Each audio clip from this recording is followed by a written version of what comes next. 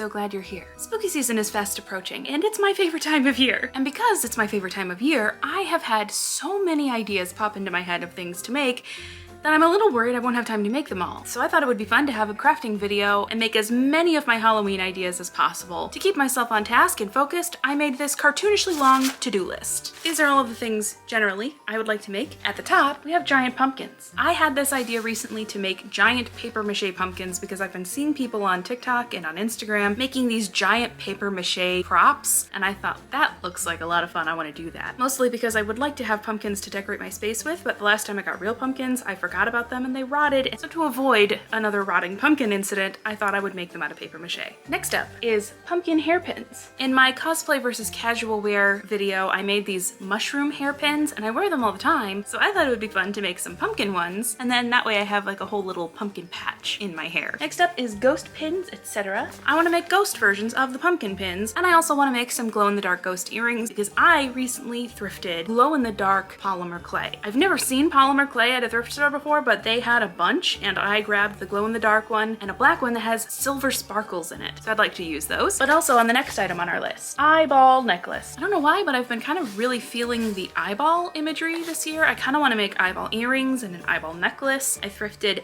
an eyeball printed sweater that I'm very excited to wear once it's not over 80 degrees outside. Sweating. Next on the list, frames. I have some art that I'd like to hang up and I'd like to make, but I don't have frames and I don't really want to spend money on frames, but I have hot glue, cardboard, and some paint, so I'd like to make frames to hang up some spooky artwork. After the frames, we've got creepy window. On this same thrifting adventure, which was the best thrifting day of my life, I thrifted this creepy window decoration from somebody's old Halloween decorations. They clearly had some water damage occur at their house, and the back of it is all warped and pretty unusable. But again, I've got cardboard and a dream, and maybe replace the creepy art that's in there with something a little more noticeable, because I can't really tell what the spooky thing is, but it was with their Halloween decorations. I think it's supposed to be a spooky man looking through the window. And I don't quite like that vibe, but we'll figure out what to put in the spooky window. Next up, critter accessories. Critter accessories include a moth brooch neck tie, like a belt buckle, but for your collared shirt. I don't know what to call it, but I want it to have wings that move. And then when you pull the bottom, it's like those toys that they have the little arms and legs that move. If I pull the strings, then the wings will flap. I don't know. Saying it out loud, it sounds so easy, but I don't know if it will be. And last but not least, Venus flytrap plants. I've described before how I tried to plant a garden this year and I was going to make a whole video about it, but now I have a bunch of pots that have no plants, so I thought it would be fun to kind of take some of those and make some Venus flytraps or creepy plants to put in them and decorate. And that is all I've got on our cartoonishly long to-do list. And in order to do any of this, I gotta get to work. First on the list, giant pumpkins. Since I wanted to paper mache these, I decided to make them first and give them time to dry. The biggest challenge was creating a base. I used my toadstools and tried covering them with garbage bags, stuffing them with balloons, wrapping them with plastic wrap, and none of it worked. Eventually, I just got bigger trash bags and stuffed them into shape with whatever I could grab, which ended up being a bunch of fabric from my stash. I made the mixture with water and Mod Podge,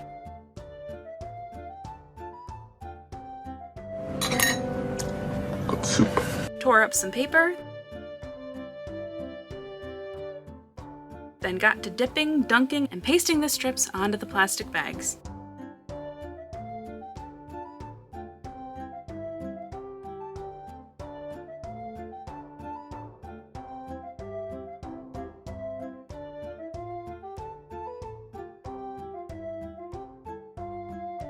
It took a while to cover both of them, but after one mixture refill and a ton of torn paper, I eventually got 2 layers on each and left them to dry overnight.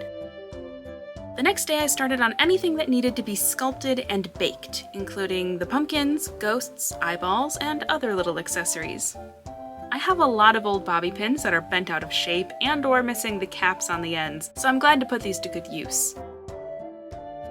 I didn't have any orange clay, so I used a sparkly white to make the pumpkins and decided to just paint them later.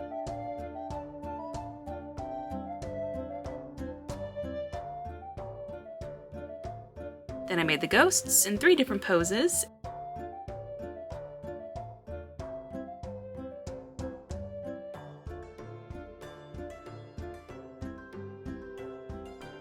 and moved on to the other jewelry. The eyeball necklace was pretty simple, just a smooshed sphere inside of a pendant setting.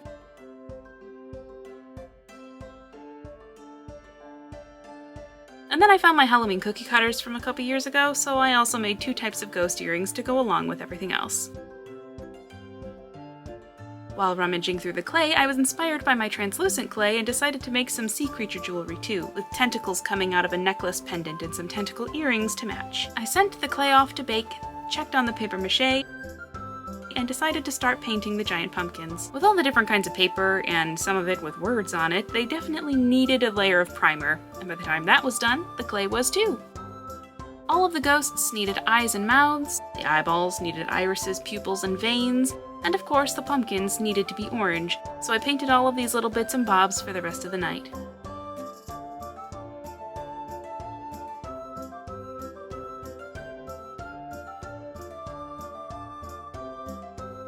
The next day, I jumped back to the giant pumpkins. Once each of the pumpkins had their first coat of orange, I moved to the next item on the list. The frames. I started on the frame for this little ghost print I thrifted by measuring the image and adding at least 2 inches on every side to make the frame. I wanted the inside to be oval-shaped, so I measured the main image in the print and drew an oval big enough to show it off. Then I cut some corners, added some decorations using glue and gems, and moved on to the rest. I had these circles already in my stash, so I made a circular frame, a little rectangular one, and a couple more oval-shaped ones, big and small. I tried to give each frame its own theme. One had lots of teeth and eyes, one had some slime, and one had a vampire kind of vibe. I painted the frames, sticking to a mainly gold and black theme, just adding some red details to the vampire one.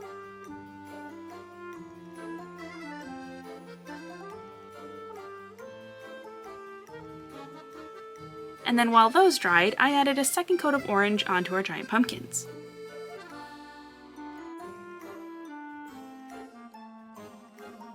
The frames were done, so I moved on to the next item on our list, the creepy window. After removing the warped back and the 2 creepy fellas, I cut out a new backing from some old packaging, used that as a template, and then debated what should lurk in the window. Then the image of the beast from over the garden wall leapt into my mind, and I knew that he had to be our new creep. I painted a basic forest scene onto the paper, making thin trees and brown leaves for our beast to stride through. I painted the beast onto a separate piece of paper because I wanted the option to switch out the artwork later on.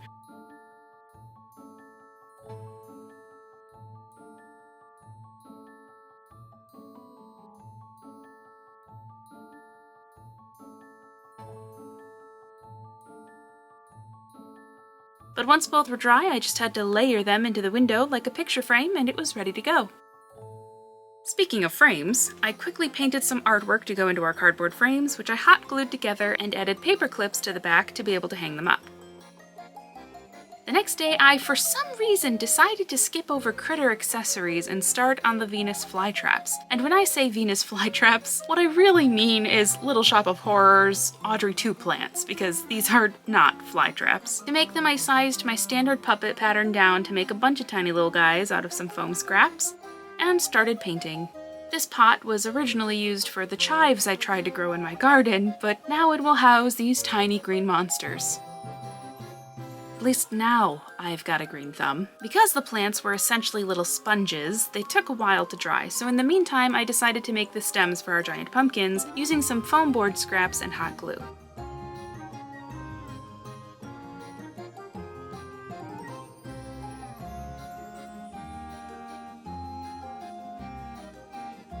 Then I added some red felt to the inside of the plant mouths, gave them some EVA foam teeth, and called it a night. The next day, I was determined for it to be the last day. I decided to finally finish up the giant pumpkins, only to realize that they still weren't completely dry at the bottom. And I hadn't considered, when putting them together, how I would remove the pumpkins from their forms.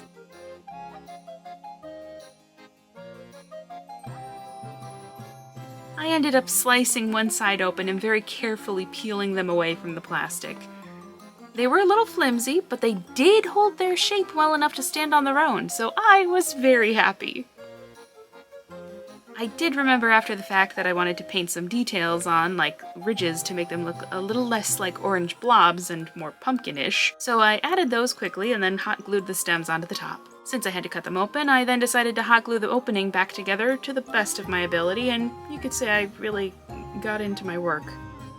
At this point, the plants were finally dry, so I put those together, weighing the pot down with some rocks, making fake soil with foam board and some moss, and used various fake plant pieces to put it all together. I added the plant heads to flowerless stems, added plastic succulent leaves to them, glued on a bunch of leaves, and finally stuck the stems into the foam board with some hot glue. With a few more painted details, the plants were done too. The only thing really left on the list at this point was the moth under critter accessories. I decided to make a Cecropia moth, purely because the color scheme gives me Halloween vibes. I had already decided to try and make it life-size when I learned that they're the largest moth native to North America, with an average wingspan of 7 inches. I started by using foam to make the pieces and brads to make the wings move. I initially added cross-stitch backing to add more structure, but it wasn't strong enough and I ended up using cardboard. I glued some embroidery thread to the wings at 2 points on each side, fed both strings through a safety pin loop glued to the back of the body, and then fed those under a piece of felt on the back to make the pulley system, and after a lot of trial and error, I finally got it to work. Once I figured out the base, it was time for the fun part. I used gray felt to make the wings, using both embroidery and paint to make the patterns,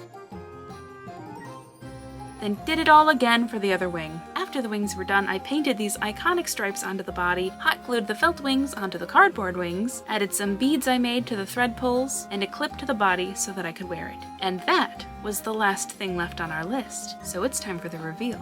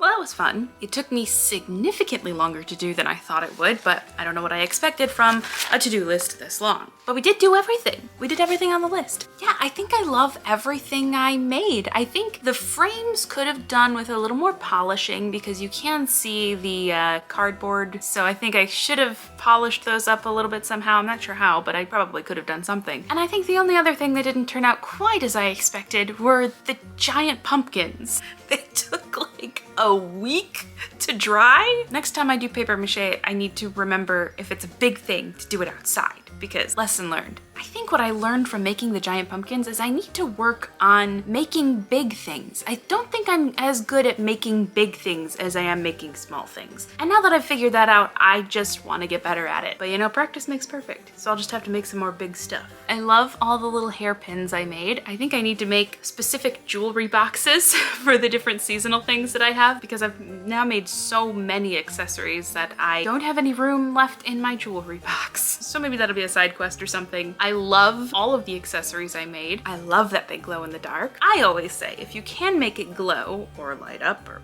etc., why wouldn't you? And it makes me very happy that the ghosts and the eyeballs that it all glows in the dark. I know this was a bit of a weird video. I haven't started editing yet, but I have a feeling that it's going to be a little bit more chaotic than I intended. I didn't intend it to be cozy or calm or anything, but I have a feeling it's gonna be something. But yeah, I think this was a fun way to kind of transition into spooky season, and I'm really excited about the projects I have planned for Halloween, so I can't wait to get started on them. I like everything I made, and if you do too, you can let me know by hitting the like button. And if you want to see what I'm doing next and join the channel, hit the subscribe button, and if you want to know when I post, hit the notification bell. YouTube will let you know. Thank you so much for watching. I'll see you next time. Bye!